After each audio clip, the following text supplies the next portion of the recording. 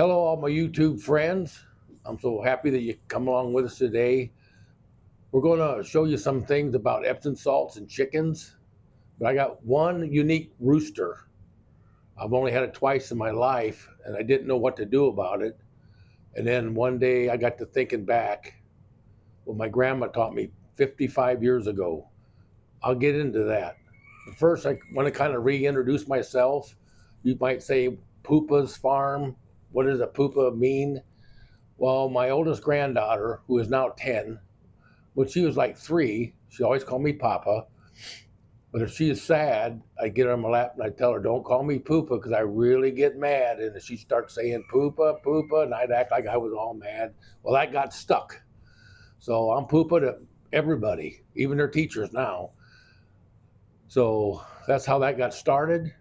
And the first video we did, I called myself Grandpa, and she got so, and she was 9 then, and so upset because I said I was Grandpa. So I had to go back and correct that. So from now on, I'm Poopa. You know the story. So if you're new here, just joining, that's why I reiterated on that, how I become Poopa. And I'm so thankful that you join us. And one thing I don't like is when you watch a YouTube, and I do a lot of YouTube, and I learn things. I learn things from your comments or things that you do.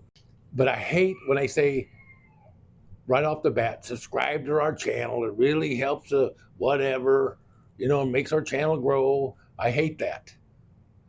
But I think every once in a while you can say, please subscribe. And so I'm asking today, if you want to subscribe, I'd appreciate it. If you don't want to, then don't do it.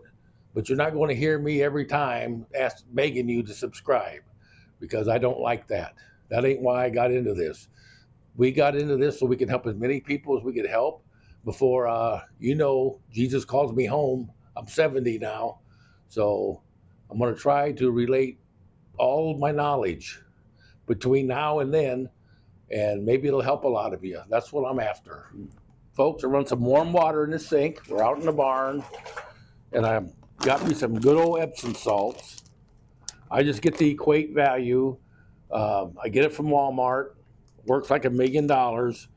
It's magnesium sulfate, if you want to know what it really is. And I'm going to put the rest of this in there, which is about 2 cups.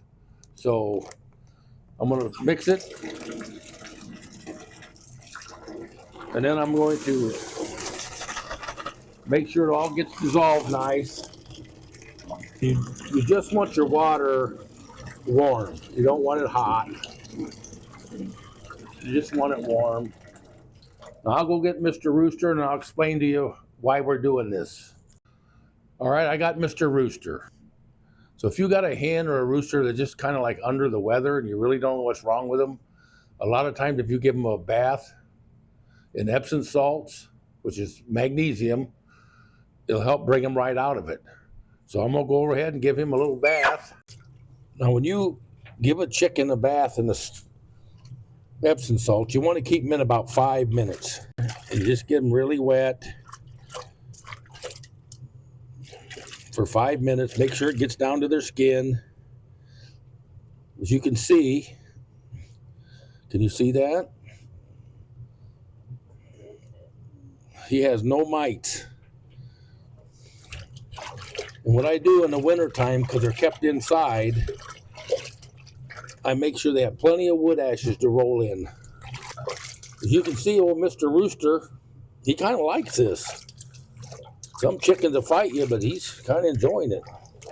It ain't even Saturday, and he's wanting a bath. That's kind of funny. He don't even move, does he? Huh? Yeah, he's a good boy. He's a good old rooster. The last rooster we had got really, really mean, so we had to send him on to meet Jesus.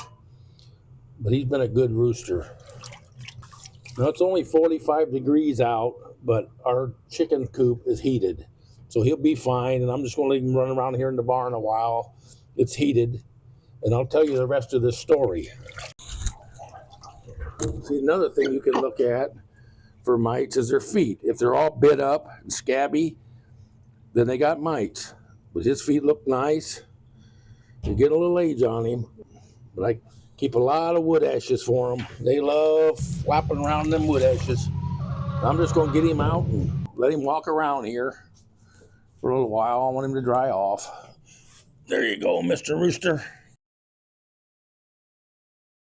Now, folks, I'm going to tell you the rest of the story, like Paul Harvey. This rooster, and I had one other rooster do this, they don't feel good, but they'll stand there and they'll shake their head like this. And they kind of act like they're drunk when they walk. And so I give him a bath, magnesium, but it didn't help it. And I thought, my last rooster had it about 2 months and he died. Well, you can't take a $5 chicken and have a $150 vet bill. So I thought, well, so this white rooster started doing it. And I thought, daggone it, I didn't want to lose him. And then it come to me one time, about 55 years ago, we had some pigs.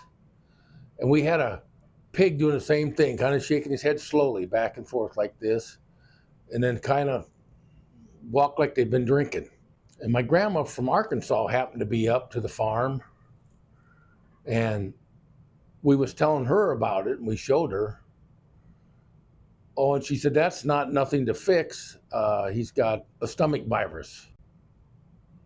So she went out and she got some Epson salts, put like 3 tablespoons in his feed. We mix it up with water, wet his feed, mix it all together, and we fed it to him. Well, the next day he was better, and the day after that he was fine. So I got to thinking, if it did that for that pig, maybe this rooster has the same problem. Maybe he has some kind of stomach virus. So what I did was I mixed up a gallon of feed, just a gallon of grain. In another bucket, I mixed up about a quart of water, and I put 3 tablespoons of Epsom salts in the water, and I dumped it over the corn and mixed it up, and I give it to all of them. I figured it ain't gonna hurt nothing. In 2 days, that stopped his head shaking, and he's not shaken his head since. Now, a lot of times they shake their head hard, they could have something wrong with their ears, but he didn't have no ear problem. I think, this is my own opinion, I think every couple of months, especially in the winter time, when they're not getting much sun or anything out, it wouldn't hurt to do it every couple of months. In fact, I worm my chickens every couple of months with lye. You can go back and watch my lye video. But I think I'm going to start giving them some Epsom salts every couple of months during the winter too. Maybe every month. I'll see how they get along. But it won't hurt them, so it was no big deal. So it sure made him a different rooster. So if you give your chickens a bath in Epsom salt, you say, nah, they're still not doing no good, then mix them up some Epsom salts and water, pour it over their feed and mix their feed up good, dump it to them and let them all eat it. Because if one's short on it, you know the other one's got to be short on it too. It just not be that extreme. I'm going to go ahead and get some corn here in a bucket. I'm going to take another bucket here, put some more water in it.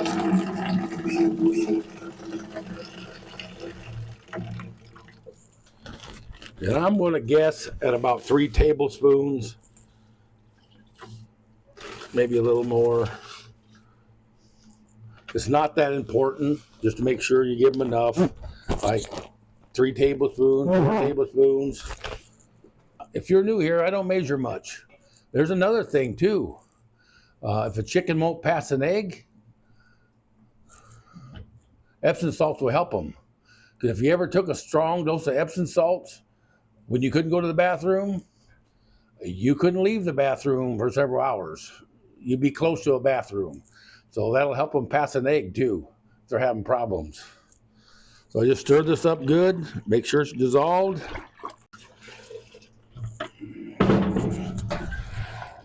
And like always, I use my hand. I've caught heck for doing this with lye.